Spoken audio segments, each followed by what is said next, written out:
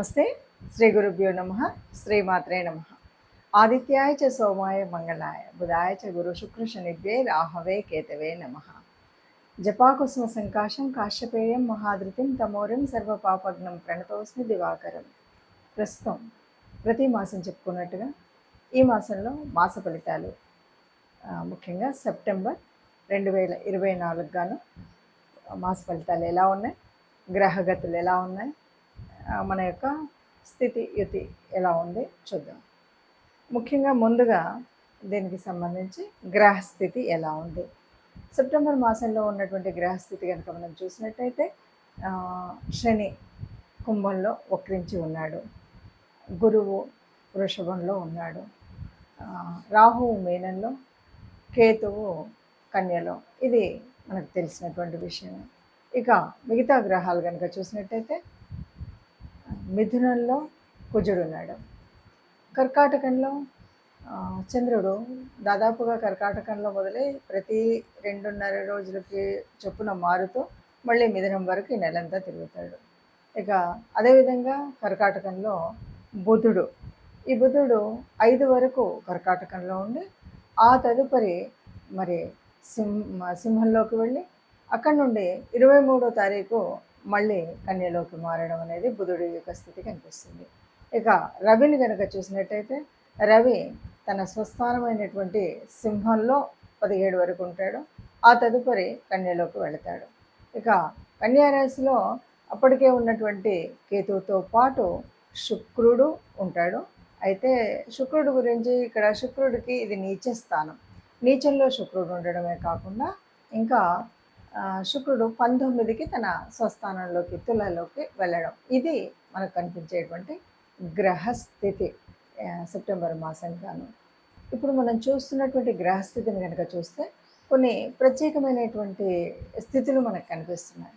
ఏమిటి అంటే, ఒకటి రవి తన స్వస్థానంలో ఉండడం. మనం ఏదైనా సరే కొన్ని గ్రహాలు కొన్నిసార్లు తమ స్వస్థానంలో ఉండి ఇచ్చేప్పుడు కొన్ని ఫలితాలు చాలా శుభ అశుభ డిపెండ్స్ అపాన్ మన యొక్క జాతకాన్ని బట్టి ఉంటాయి. అయితే రవి తన స్వస్థానంలో ఎక్కడి వరకు, ఈ నెల 10 అంటే సెప్టెంబర్ 17 వరకు ఉంటున్నాడు కదా.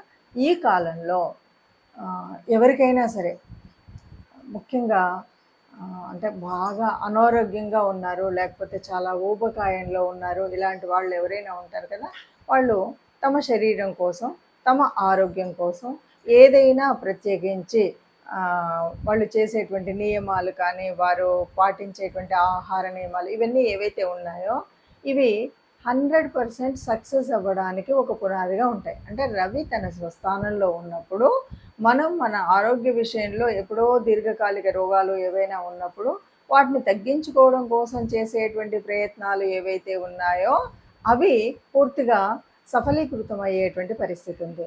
అంటే ఈ 17వ తారీఖు వరకు ఏ రాశి వారైనా, 12 రాశుల్లో ఎవరైనా సరే ఆరోగ్య పరిస్థితి మెరుగుపరుచుకోవడం కోసం చేసుకోవాల్సినటువంటిది ఏదైనా, అంటే మనం ఒక జిమ్ సెంటర్లో జాయిన్ అవుతామా, వాకింగ్ చేస్తామా, లేకపోతే ఆరోగ్య నియమాలు పాటిస్తామా, నేచర్ క్యూర్లో జాయిన్ అవుతాం, మన ఇష్టం.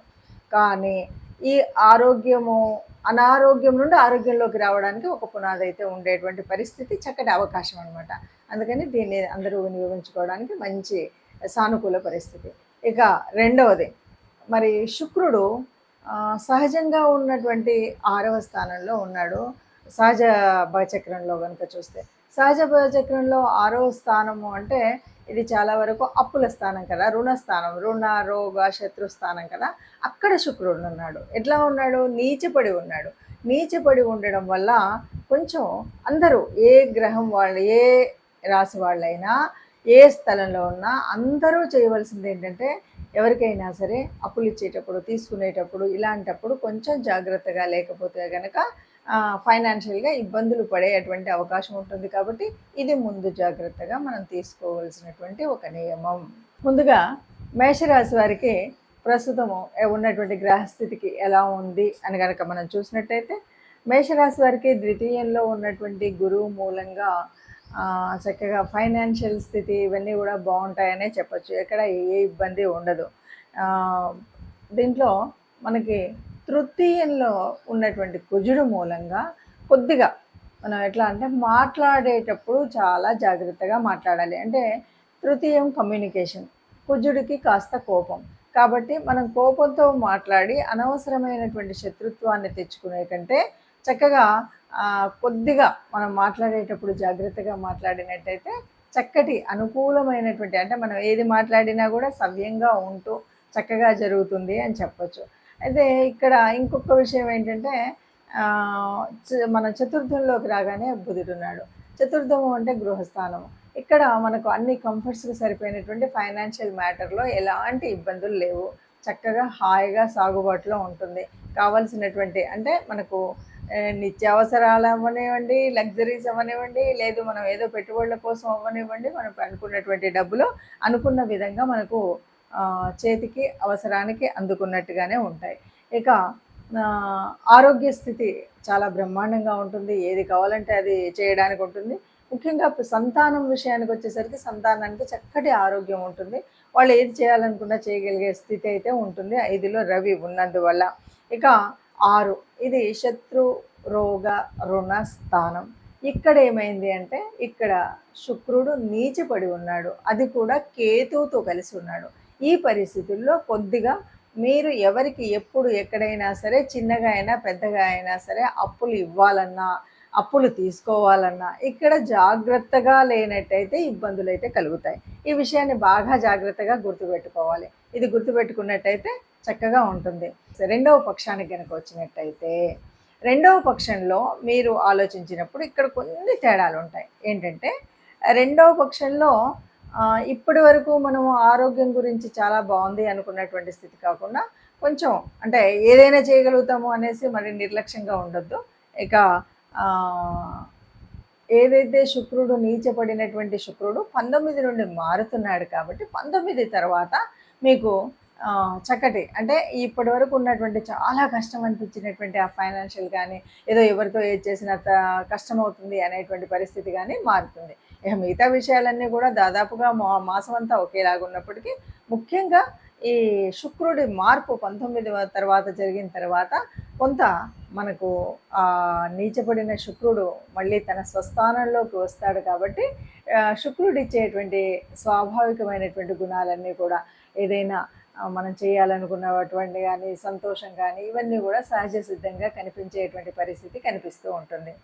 11లో శని వక్రించి ఉన్నందువల్ల కొంచెం ఎప్పుడు కూడా మనకు వచ్చేటువంటి వస్తుంది అనుకున్నటువంటి అదృష్టము ఇప్పుడు పూర్వీకుల నుండి కానీ ఏదైనా మనకు అదృష్టం లక్ ఏదైతే ఉందో అది కొంత మెరుగ్గానే ఉంటుంది.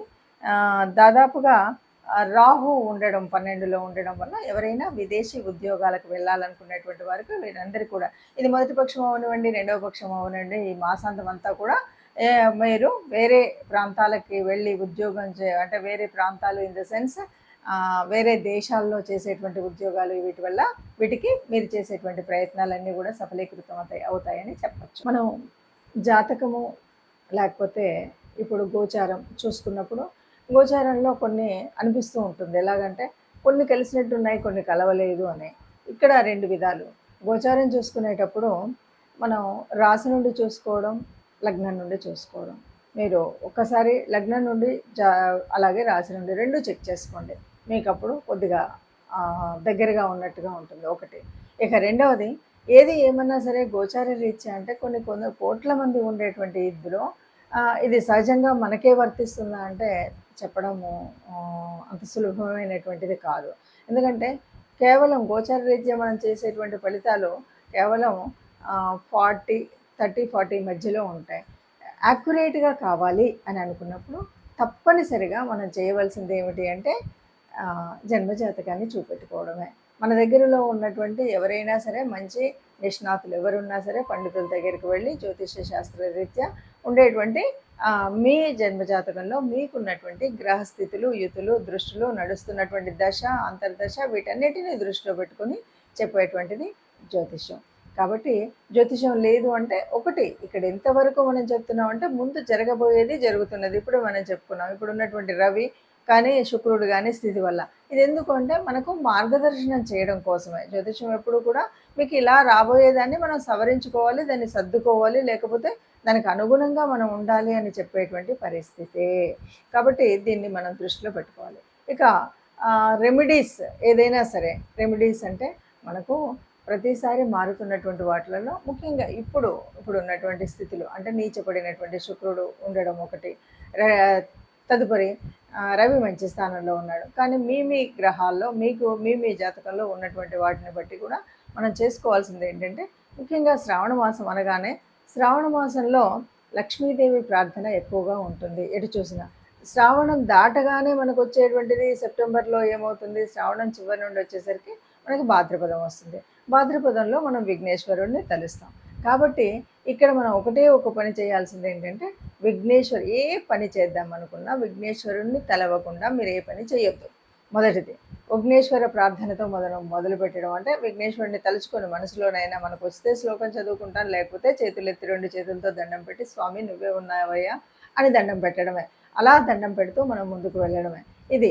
ఇక రెండవది, వీలైనంత వరకు గోశాలకు వెళ్ళడమా, గోగ్రాసం ఇవ్వడమా, ఇది మన గోసేవ చేయడమా, ఈ మూడిట్లలో ఏది మీకు వీలవుతే, ఏది సులభమవుతే, ఏది అనువుగా ఉంటే దాన్ని చేయొచ్చు. గోమాతకి గోగ్రాసం తినిపించడం, గోశాలకు వెళ్ళి ఆ గోమాతని ప్రార్థించడము, అలాగే సేవ చేయడం. గోశాలలో సేవ చేయడం అనేటువంటిదంత ఉత్తమమైంది ఇంకొకటి లేదు. ఈ మూడింట్లో మీకు ఏది వీలవుతే అది చేసినట్టయితే తప్పకుండా మనకు ఏదో చిన్నగా అటు ఇటుగా ఉన్నటువంటి ఆ చిన్నవి అంటే ఫైనాన్షియల్గా కానీ, మాట తీరులో కానీ, ఇంకేదైనా ఆరోగ్యరీత్యా కానీ ఉన్నటువంటి నష్టాలు కష్టాలు అన్నీ పోయి సుఖంగా ఉంటాము అని చెప్పచ్చు. నమస్తే.